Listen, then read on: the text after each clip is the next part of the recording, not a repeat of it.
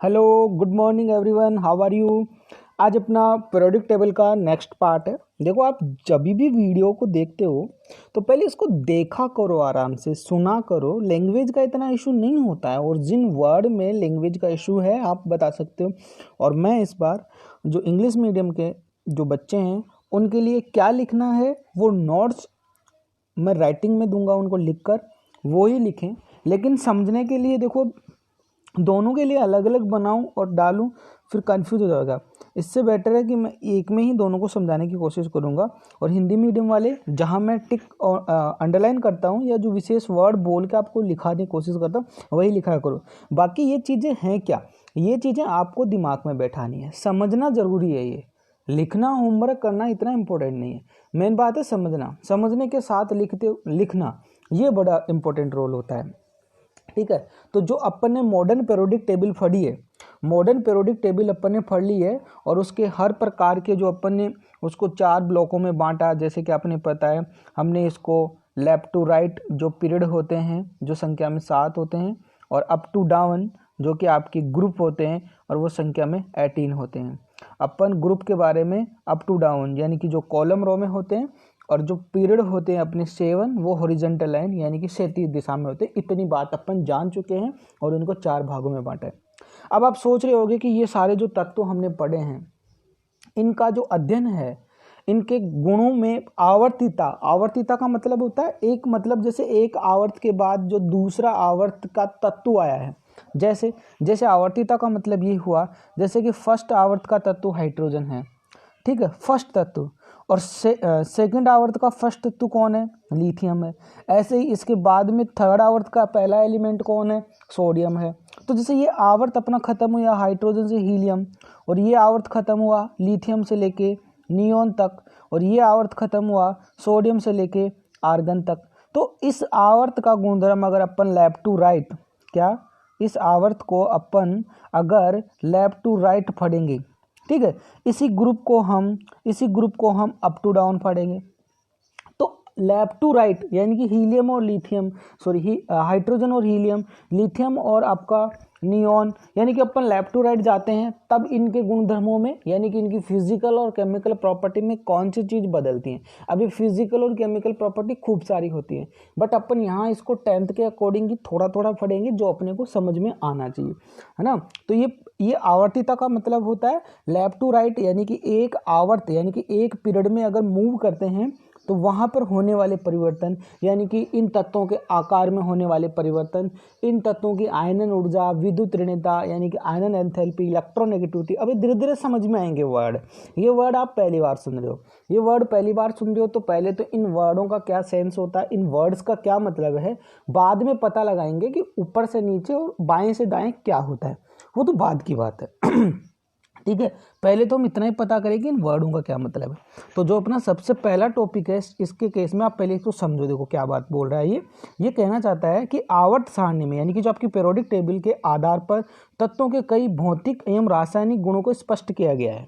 ठीक है, यदि आवर्त सारणी में वर्ग में ऊपर से नीचे, वर्ग में ऊपर से नीचे, ये बात ध्यान रखनी है आपको। तो यानी कि इस तत्वों में हम इस आवर्त सारणी में क्या पढ़ते हैं? भौतिक और रासायनिक गुणधर्मों को स्पष्ट अध्ययन करते हैं। और जो आवर्त सारणी में अपन वर्ग में ऊपर से नीचे अध्ययन करेंगे, और एक आवर्त में बाएं से दाएं, जैसे मैंने अभी बताया, एक पीरियड में लेफ्ट टू राइट और एक ग्रुप में अप टू डाउन अपन इनकी स्टडी करते हैं। तो तत्वों के भौतिक और रासायनिक गुणों के बढ़ने या घटने का एक अपने को दिखता है कि इसके भौतिक गुण बढ़ेंगे या घटेंगे, आकार बढ़ेगा या घटेगा, एटॉमिक साइज, आयनिक साइज, है ना, इनके लिए जो भी है, कौन सी चीज़ में इंक्रीज हो रहा है, कौन सी चीज़ डिक्रीज हो रही है, यानी कौन सी चीज़ बढ़ती है और कौन सी चीज़ घटती है, ये सब इसमें कहलाता है। और इनको हम सब गुण इसमें पढ़ते हैं। तो यही कहना चाहता है कि भौतिक और रासायनिक गुणों में भौतिक और रासायनिक गुणों के बढ़ने या घटने का एक निश्चित क्रम दिखाई देता है। तत्वों के गुणों में ये निश्चित परिवर्तन उनके इलेक्ट्रॉनिक विन्यास पर निर्भर करता है। ये किस पर निर्भर करता है? उनके इलेक्ट्रॉनिक विन्यास पर निर्भर करता है। फिलहाल के लिए आपका जो इलेक्ट्रॉनिक विन्यास है, जैसे आपने भरे होंगे कभी इलेक्ट्रॉन 2, 8, 8 ऐसे आपने 9th क्लास में भरे होंगे ऑक्टेंट कंप्लीट करने के लिए। हालांकि बाद में इलेक्ट्रॉनिक विन्यास आपको 11th क्लास में थोड़ा अलग सिखाएंगे कि इलेक्ट्रॉन विन्यास क्या चीज़ होता है, वो अलग बात है, ठीक है।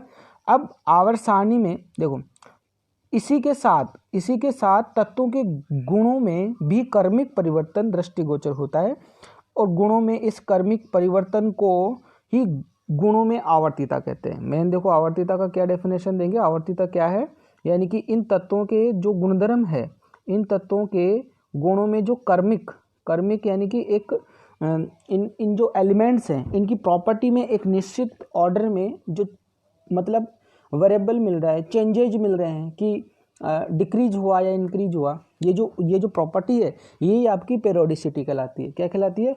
पेरियोडिसिटी कहलाती है, ठीक है। तथा इन गुणों को आवर्ती गुण कहा जाता है। इन गुणों को इस प्रॉपर्टी को क्या बोलेंगे अपन? आवर्ती बोलेंगे, पेरियोडिसिटी बोलेंगे। जैसे परमाणु त्रिज्या, ये टॉपिक अपन आज करेंगे, गलनांक, कवतनांक, आयनन एंथैल्पी भी करेंगे, संयोजकता भी करेंगे, विद्युत ऋणता भी करेंगे, सहसंयोजक त्रिज्या, है ना, बहुत सारी चीज़ें इसके अंदर अपन करने वाले हैं। तो ये सब इसके अंदर करने वाले। आज अपन ज़्यादातर चर्चा करेंगे ओनली फॉर परमाणु त्रिज्या या आयनिक त्रिज्या के ऊपर अपन डिस्कस करेंगे। तो पहले तो समझेंगे कि ये परमाणु त्रिज्या और त्रिज्या क्या होती हैं, है ना। एटॉमिक रेडियस की बातें करेंगे अपन कि एटॉमिक रेडियस क्या होता है। जैसे अपना देखो सिम खुल जा, पहला टॉपिक अपना क्या खुला है? परमाणु त्रिज्या, एटॉमिक रेडियस। अब देखो एटॉमिक रेडियस का नाम जैसे आपने सुना कि परमाणु त्रिज्या। अब आप सोच रहे होंगे, पहली बात दिमाग में आप तुरंत ले आओ कि एटॉमिक रेडियस, और जैसे कि आप सुनते आए हो वही बात जो मैं आज बता रहा हूँ कि आपको पता है परमाणु गोलाकार होता है, ऐसा थॉमसन ने कहा था। उसके बाद कई बार इसकी पुष्टि हो चुकी है, रदरफोर्ड के अकॉर्डिंग, नील्स बोर, वो वगैरह वगैरह। परमाणु गोल होता है, ये वाली बात अपन जानते हैं। परमाणु के सेंटर में न्यूक्लियस होता है। कौन होता है? परमाणु के सेंटर में कौन होता है? न्यूक्लियस होता है। इस बात को भी अपन भली बातें जानते हैं, यानी कि नाभिक होता है। और इस नाभिक में कौन होता है? न्यूट्रॉन प्लस प्रोटॉन होता है, जो कि इस परमाणु का द्रव्यमान होता है, यानी कि मास होता है। ये बात भी अपन बचपन से जानते हैं, यानी कि 9th क्लास से अपन जानते हैं। अब ये जो बाह्यतम कोश में आप जानते हो, इसके आउटर मोस्ट सेल में जो इलेक्ट्रॉन होते हैं किसी भी एटम के, वो आउटर सेल यानी कि बाह्यतम कोश में चक्कर लगाते हैं। जैसे कि यहाँ पे कोई इलेक्ट्रॉन है, ठीक है। अब आप रेडियस, आप त्रिज्या किसको समझते हो?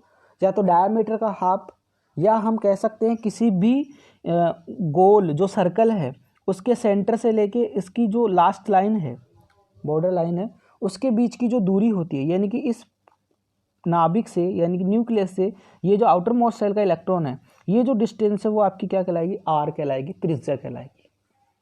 तो आप इस बात को समझ गए, त्रिज्या क्या होगी, एटॉमिक त्रिज्या क्या होगी भाई? एटॉमिक त्रिज्या यही होगी कि किसी भी परमाणु के नाभिक और बाह्यतम कोश के इलेक्ट्रॉन की जो बीच की दूरी है वो उसकी क्या कहलाएगी? रेडियस कहलाएगी। आउटर मोस्ट सेल का इलेक्ट्रॉन और न्यूक्लियस के जो बीच का डिस्टेंस है वो आपका क्या है? रेडियस है। तो आप समझ गए कि परमाणु की रेडियस क्या होती है। पहले इस बात को समझो कि परमाणु की रेडियस क्या होती है, अब बाद में समझाएंगे परमाणु की रेडियस क्या होती है।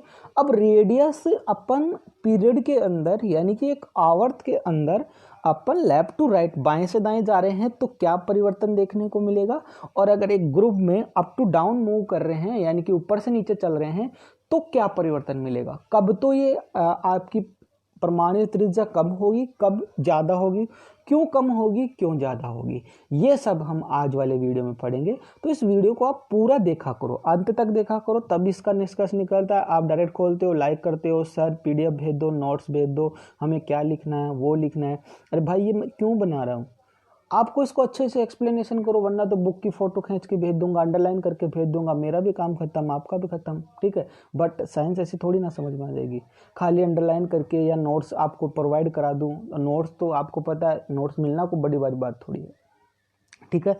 तो अब इसके अंदर अपन देखो कि आपने, जैसे मैंने भी आपको बात बताई, इसमें स्पष्ट लिख रखी है क्योंकि आपका बचपना है इन चीज़ों के लिए। परमाणु के बाह्यतम कोश, परमाणु के बाह्यतम कोश में उपस्थित इलेक्ट्रॉन से नाभिक के मध्य की दूरी परमाणु त्रिज्या कहलाती है। जैसे कि मैंने अभी डायग्राम बना के बताया, ये एक बहुत ही छोटी इकाई होती है, लेकिन आप सोच रहे होगे कि ये बहुत बड़ी होती है। जैसे कि आपने शायद पढ़ा होगा 10 की पावर -10 मीटर, 10 की पावर -10 मीटर, जो आपका उसने मॉडल दिया था गोल प्लम पुडिंग वाला मॉडल, उसमें बताया था कि जो परमाणु की जो त्रिज्या होती है, एटॉमिक रेडियस होती है, या एटॉमिक जो आकार होता है परमाणु का, एटॉमिक साइज होती है, वो 10⁻⁻10 मीटर होती है। और जो न्यूक्लियस है, न्यूक्लियस यानी कि नाभिक होता है, इसका नाभिक होता है उसका, तो इसने बहुत ही छोटी बात बता दी थी, 10⁻⁻15 मीटर। तो आप समझ रहे हो 10⁻⁻15 मीटर इससे बहुत छोटी इकाई है, यानी कि माइनस में पावर बढ़ेगी तो यूनिट अपनी छोटी होती है, अपनी टोटल वैल्यू छोटी होती है। तो 10⁻⁻10 से 10⁻⁻15 बहुत छोटी यूनिट है, स्मॉल यूनिट है इसके सामने, ठीक है। तो आप समझ गए अब मेरे हिसाब से कि एटॉमिक रेडियस यानी कि परमाणु त्रिज्या क्या होती है, ठीक है। अब ध्यान दो, एक ही आवर्त का मतलब हुआ कि हम किसी भी पीरियड में लेफ्ट टू राइट मूव करते हैं। जैसे कि ये सेकंड आवर्त है, तो सेकंड आवर्त में आपका जैसे कि आप लिथियम से स्टार्ट करोगे और आप जैसे कि नियॉन या फ्लोरीन तक की बात करते हैं, क्योंकि नियॉन का तो ऑक्टेंट कंप्लीट होता है, तो इसकी तो चर्चा ज़्यादा करनी भी नहीं चाहिए अपने को ज़्यादा इसके बारे में, तो ठीक है। तो अगर अपन एक ही पीरियड में, जैसे कि सेकंड पीरियड में अपन अगर लिथियम से फ्लोरीन तक चलते हैं, तो ये एक ही आवर्त हुआ, इसलिए इसको बोला जाता है एक ही आवर्त में बाएं से दाएं जाने पर परमाणु क्रमांक बढ़ेगा। जैसे कि आपको पता है लिथियम का 3 होता है, फिर बेरिलियम का 4, कार्बन का 5, ऐसे जाओगे आप, बढ़ता जाता है एक ही आवर्त में। यानी कि अपन move towards in period left to right, अगर आप एक ही पीरियड के अंदर लेफ्ट टू राइट मूव करोगे तो कंटिन्यूसली एटॉमिक नंबर बढ़ता है, इस बात में कोई दो राय नहीं, ठीक है। अतः नाभिक में प्रोटॉन की संख्या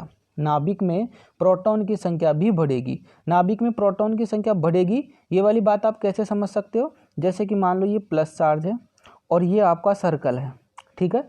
आपको पता है, मैं बोल रहा हूँ परमाणु क्रमांक बढ़ता है यानी कि Z बढ़ेगा, तो Z बराबर क्या होता है? P। कल आपको बताया Z बराबर क्या होता है? P। यानी कि जितना परमाणु क्रमांक उतना ही, यानी कि एटॉमिक नंबर के इक्वल क्या होता है? प्रोटॉन की संख्या। और वो जो प्रोटॉन बढ़ेंगे वो कहाँ बढ़ेंगे? न्यूक्लियस में बढ़ेंगे। तो परमाणु क्रमांक बढ़ने के साथ साथ उसके न्यूक्लियस में प्रोटॉन की संख्या भी बढ़ती जाती है। ये बात आपको समझ में आ गई? यानी कि Z का मान बढ़ने पर एक ही पीरियड में उसके प्रोटॉन की संख्या भी बढ़ेगी, क्योंकि प्रोटॉन के इक्वल क्या होता है?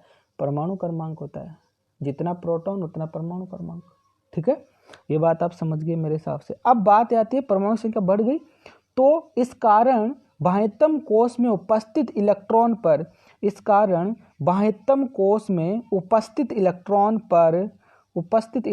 पर अधिक नाभिकीय आकर्षण बल लगता है, इसलिए परमाणु त्रिज्या का मान घट जाता है। देखो ये बहुत बड़ी बात है, इस बात को समझना बहुत जरूरी है आपके लिए। क्या चीज़ कहना चाहता है ये बंदा? इसके केस में हम आपको एक चीज़ समझाते हैं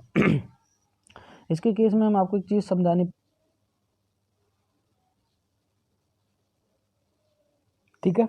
तो इस बात को आप समझो एक बार, जैसे कि मान लो हम यहाँ पे ये नाभिक है, ये इसका पहला कोष है और ये इसका बाह्यतम कोष है। यानी कि हम यहाँ बोरोन की बात कर रहे हैं, तो बोरोन के बाह्यतम कोष में 3 इलेक्ट्रॉन होते हैं, क्योंकि बोरोन का परमाणु क्रमांक कितना होता है?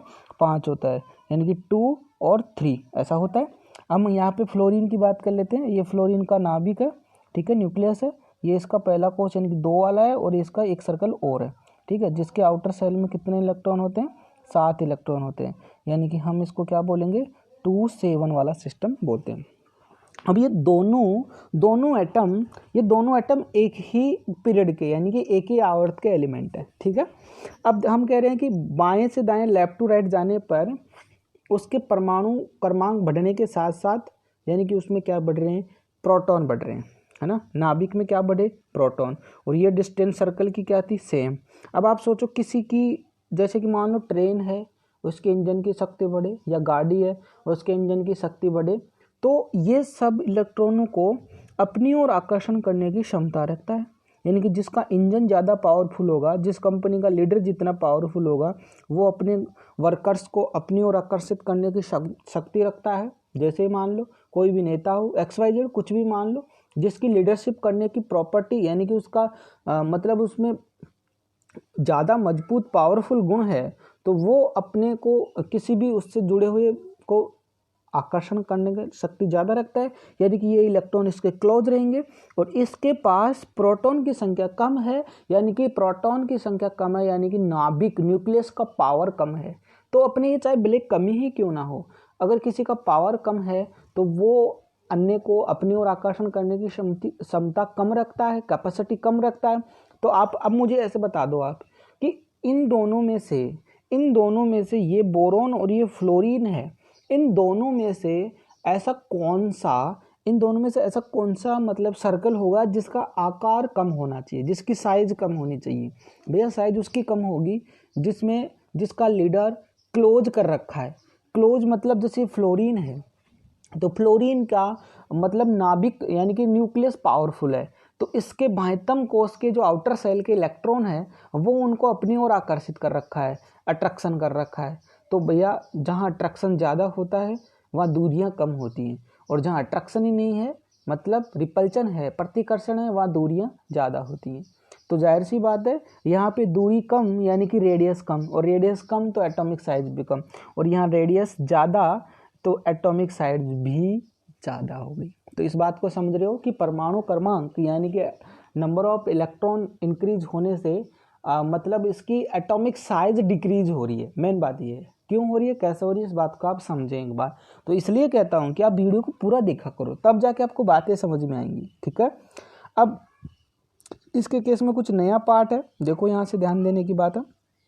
परमाणु में बाह्यतम कोश के इलेक्ट्रॉन पर नाभिक के द्वारा जो आकर्षण महसूस किया जाता है उसे नाभिकीय आवेश कहा जाता है। ये आप लिखोगे हिंदी मीडियम वाले, इस लाइन को बहुत अच्छे से याद भी करना पड़ेगा। क्या बोलोगे? प्रभावी नाभिकीय आवेश क्या है, ये बहुत काम आता है आगे तक। क्या है ये? परमाणु में बाह्यतम कोश के इलेक्ट्रॉन पर नाभिक के द्वारा जो आकर्षण महसूस होता है, जैसे अभी मैंने बताया ना फ्लोरीन का बना के, तो फ्लोरीन का जो नाभिक है यानी कि उसके नाभिक में क्या है, प्रोटॉन है। वो जो प्रोटॉन क्या है, प्लस चार्ज है, और इलेक्ट्रॉन क्या होता है, नेगेटिव होता है। तो प्लस नेगेटिव को अपनी ओर आकर्षण करेगा, सीधी सी बात है। तो ये कौन सा यानी कि नाभिक के द्वारा जो ये आकर्षण महसूस हो रहा है, ये अट्रैक्शन फील हो रहा है, यही आपका प्रभावी नाभिकीय आवेश, जिसको इफेक्टिव न्यूक्लियर चार्ज बोलते हैं। क्या बोलते हैं इसको इंग्लिश में? इफेक्टिव न्यूक्लियर चार्ज, और इसको शॉर्ट में जेड इफेक्ट के नाम से भी जाना जाता है। किसके नाम से जाना जाता है? जेड इफेक्ट के नाम से जाना जाता है, ठीक है।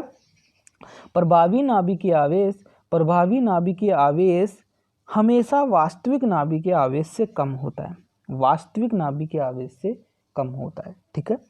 क्योंकि बाह्यतम कोश में उपस्थित इलेक्ट्रॉन के प्रतिकर्षण बल से कुछ मात्रा में नाभिकीय आकर्षण बल संतुलित हो जाता है। देखो इसने क्या बात की है, यानी कि अगर अपन ऐसे सोचें कि हमेशा कि बाह्यतम कोश से इतनी दूर से इलेक्ट्रॉन नाभिक तक अट्रैक्शन करने आएगा, तो बीच में कुछ ना कुछ अट्रैक्शन तो कहीं ना कहीं उसका मिसगाइड हो ही जाएगा। अरे सीधी सी बात है भाई, ये आपका नेता है, ठीक है। इस नेता से मिलने के लिए लोगों को काफ़ी चक्कर काटने पड़ते हैं, काफ़ी बाधाएं पार करनी पड़ती है। अगर कोई बंदा यहाँ से इसके पास मिलना चाहता है तो पूछो मत, इसके कई कार्यकर्ता, कई इसके चमचे, कई पीए, इन सब से इसको गुजरना पड़ता है। यानी अब पता नहीं ये क्या इसको बोलेगा, ये इसको क्या बोल देगा, ये क्या बोल देगा।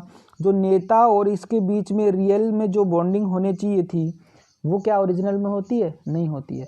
तो कहने का मतलब सीधा यही है कि अगर ये काफ़ी सारे कोस पार करके आता है अंदर तक, तो इसका कुछ ना कुछ आवेश निरस्त हो जाता है, कैंसिल हो जाता है, डिस्टॉर्ट हो जाता है। तो ये वास्तविक यानी कि जो रियल अट्रैक्शन है उससे उतना नहीं होता, रियल अट्रैक्शन जितना होना चाहिए उतना नहीं होता, ये कहना चाहता था ये, ठीक है। अब फिर से ध्यान दो आप, प्रभावी नाभिकीय आवेश महत्वपूर्ण गुण है। प्रभावी नाभिकीय आवेश महत्वपूर्ण गुण है जिससे आवर्त सारणी में गुणों की आवर्तिता प्रभावित होती है। एक ही आवर्त में बाएं से दाएं जाने पर प्रभावी नाभिकीय आवेश का मान बढ़ता है। ध्यान दो, एक ही आवर्त में बाएं से दाएं जाने पर प्रभावी नाभिकीय आवेश का मान बढ़ता है, इसीलिए तो त्रिज्या कम होती है, आकार कम होता है। लेकिन इसकी क्या खास बात है, एक ही वर्ग में यानी कि एक वर्ग में अप टू डाउन मूव करता है ना, तो ये प्रभावी नाभिकीय आवेश का मान कम हो जाता है, क्योंकि आपको पता है कि अगर एक ही ग्रुप में अपन मूव करते हैं तो लगातार कोषों की संख्या बढ़ती है, नंबर ऑफ सेल बढ़ते हैं, 1 2 ऐसे बढ़ता है। तो यानी कि लगातार आकार बढ़ रहा है। एक आवर्त में बाएं से दाएं जाने पर ओनली फॉर इलेक्ट्रॉन बढ़ते हैं, प्रोटॉन बढ़ते हैं, ठीक है। लेकिन एक वर्ग में ऊपर से नीचे जाने पर, एक ग्रुप में अप टू डाउन मूव करने पर आपको पता क्या होगा, वहां पे नंबर ऑफ सेल बढ़ते हैं, ग्रुप की संख्या कोष की संख्या बढ़ती है। किसकी संख्या बढ़ती है? कोष की संख्या बढ़ती है। यानी कि सीधी सी बात है, उसका एरिया बढ़ रहा है। एरिया बढ़ रहा है तो बाह्यतम कोष यानी कि आउटर मोस्ट सेल से न्यूक्लियस की डिस्टेंस बढ़ रही है, और जहाँ दूरियां बढ़ती हैं वहाँ आकार बढ़ता है। दूरियां बढ़ती हैं वहाँ पे रिलेशन कमजोर हो जाते हैं, दूरियां बढ़ती हैं वहाँ पे अट्रैक्शन कमजोर हो गया। इट मीन्स जेड इफेक्ट कम हो गया, यानी कि प्रभावी नाभिकीय आवेश कम हो जाएगा। कोष की संख्या बढ़ेगी, प्रभावी नाभिकीय आवेश कम हो जाएगा, और इलेक्ट्रॉनों की संख्या बढ़ेगी, प्रभावी नाभिकीय आवेश बढ़ जाएगा, ठीक है। इस बात को थोड़ा धीरे से सुना करो आप, ठीक है। इसलिए एक ही वर्ग में यानी कि ग्रुप में अप टू डाउन यानी कि ऊपर से नीचे जाने पर परमाणु क्रमांक बढ़ता है, साथ ही कोषों की संख्या बढ़ती है। ये है इसका मोटा रीजन, क्या बढ़ती है? साथ ही कोषों की संख्या बढ़ती है, ठीक है। इसलिए कोषों की संख्या बढ़ेगी तथा प्रभावी नाभिकीय आवेश का मान कम हो जाएगा, अतः परमाणु की त्रिज्या क्या होगी? यहाँ पे बढ़ेगी, क्योंकि लगातार कोष बढ़ रहा है, एरिया बढ़ रहा है, तो यहाँ पे त्रिज्या बढ़ेगी। ये एक ग्रुप में बढ़ती है, अप टू डाउन मूव करेंगे तो एक ग्रुप में इसकी त्रिज्या बढ़ती है, जबकि क्या होगा? जबकि किसी ना किसी ग्रुप में इसकी पीरियड में इसकी त्रिज्या घटती है, ठीक है। तो अब इसके कुछ एग्जाम्पल हैं, जैसे कि मान लो ये बता रहा है वर्ग में बढ़ती हुई परमाणु त्रिज्या, जैसे कि लिथियम, सोडियम, पोटेशियम, रुबिडियम और सीजियम। हम फर्स्ट वर्ग के इन 5 एलिमेंट की बात कर रहे हैं, जो अपना पहला वर्ग है। इनका परमाणु क्रमांक आपके सामने गिवन है, जैसे कि बता रखा है। देखो इनकी परमाणु त्रिज्या, ये सब पिकोमीटर में होती हैं, 152 है, 186 लगातार बढ़ रही है आपके सामने, क्योंकि इनकी कोषों की संख्या बढ़ रही है। लिथियम में 2 कोष होते हैं, क्योंकि पहला कोष तो हाइड्रोजन का ही हो गया था, है ना। ऐसे सोडियम के 3 4 5 6, ये छठे आवर्त का। तो लगातार कोष यानी कि ये सर्कल बढ़ते जाते हैं, ये चक्कर बढ़ते जाते हैं। जैसे हाइड्रोजन में 1 होता है, लिथियम में 2 होते हैं, सोडियम में 3 होते हैं, ऐसे ऐसे पोटेशियम में 4 होते हैं, सर्कल बढ़ते जाते हैं। तो जाहिर सी बात है, इनकी मतलब क्षेत्र बढ़ रहा है, इनका एरिया बढ़ रहा है, तो आकार भी बढ़ेगा। लेकिन जैसे अभी आपको एक बात समझाई कि एक आवर्त की बात करते हैं, एक पीरियड की बात करते हैं, तो एटॉमिक त्रिज्या कम होती है, ऑटोमेटिक एटॉमिक त्रिज्या कम होगी। जैसे कि आपके सामने लिथियम, बेरिलियम से लेके फ्लोरीन तक का ये परमाणु क्रमांक एटॉमिक नंबर दे रखा है। उसके बाद इसकी परमाणु त्रिज्या दे रखी है। देखो 152 थे, 111, 88, 77, 74, 66, है ना। धीरे धीरे क्या हो रही है? कम होती जा रही है। कम क्यों हो रही है? क्योंकि यहाँ पे लेफ्ट टू राइट जाने पर एक ही आवर्त यानी कि सर्कल नहीं बढ़ा, ओनली फॉर इलेक्ट्रॉन बढ़ रहे हैं, जिससे कि उनकी अट्रैक्शन बढ़ रहा है। जैसे कि आपको एग्जांपल दिया था बोरोन और फ्लोरीन का। तो इसको आप देखें एक बार, प्यार से इसको समझें। लैंग्वेज का जांचू है, मैं अभी इंग्लिश मीडियम वालों के लिए प्रिपेयर करता हूँ, मैं डाल दूंगा नोट्स, है ना, बनते ही डाल दूंगा, उसकी चिंता ना करें, लेकिन एक बार समझने की कोशिश करें आप, ठीक है। Okay, thank you so much.